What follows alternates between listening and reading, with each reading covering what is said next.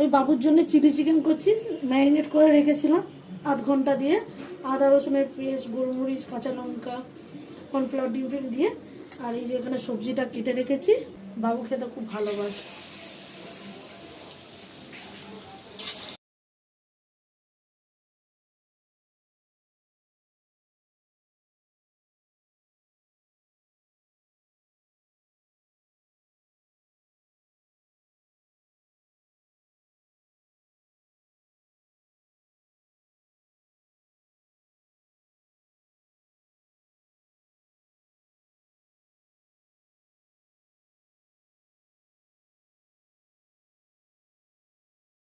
এখানে tomato, chilli tomato sauce আছে, এখানে ভিনিগার আছে, এখানে সয়া সস আছে, এখানে চিলি সস আছে, ঠিক আছে তো।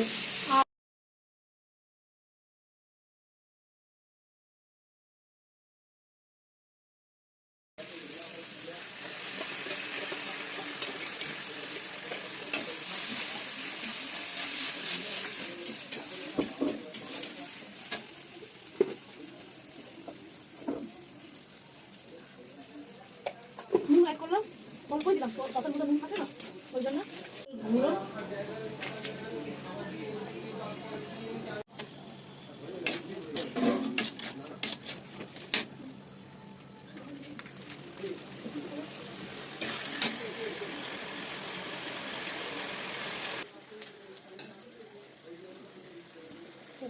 পকোড়া ভেজে রাখা, এটা আমি দিয়ে দেবো।